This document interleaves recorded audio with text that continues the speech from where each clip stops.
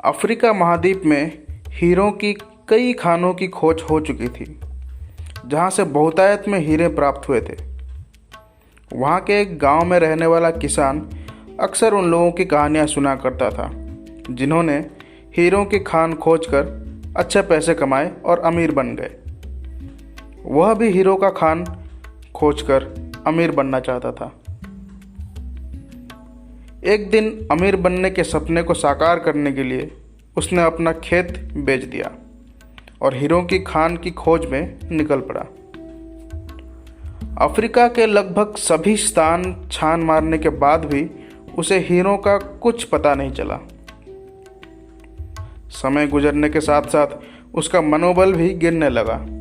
उसे अपना अमीर बनने का सपना टूटता दिखाई देने लगा। वह इतना हताश हो गया कि उसके जीने की तमन्ना ही समाप्त हो गई और एक दिन उसने नदी में कूदकर अपनी जान दे दी। इस दौरान दूसरा किसान, जिसने पहले किसान से उसका खेत खरीदा था, एक दिन उसी खेत के मध्य बहती छोटी नदी पर गया। सहसा उसे नदी के पानी में एक इंद्रधनुषी प्रकाश फूटता दिखाई पड़ा। उसने ध्यान से देखा तो पाया कि नदी के किनारे एक पत्थर पर सूर्य की किरणें पड़ने से वह चमक रहा था। किसान ने झुककर वह पत्थर उठा लिया और घर ले आया। वह एक खूबसूरत पत्थर था। उसने सोचा कि यह सजावट के काम आएंगे और उसने घर पे उसको सजा लिया। कई दिनों तक वह पत्थर उसके घर में सजा रहा। एक दिन उसके घर उसका एक मित्र आया। उसने जब वह पत्थर देखा तो हैरान रह गया। उसने किसान से पूछा, मित्र, तुम इस पत्थर की कीमत जानते हो? किसान ने जवाब दिया, नहीं, मेरे ख्याल से यह हीरा है, शायद अब तक की खोजे गए हीरों में से सबसे बड़ा हीरा। किसान के लिए इस बात पर यकीन करना मुश्किल था। उसने अपने मित्र को बताया कि उसे यह पत्थर अपने खेत की नदी के किनारे मिला है। वहाँ ऐसे और भी पत्थर हो सकते हैं। दोनों खेत पहुँचे और वहाँ से कुछ पत्थर नमूने के तौर पर चुन लिए, फिर उन्हें जांच के लिए भेज दिया।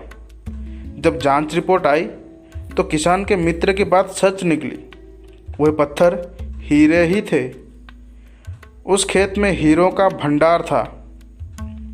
वह उस समय तक खोजी गई सबसे कीमती हीरो की खदान थी।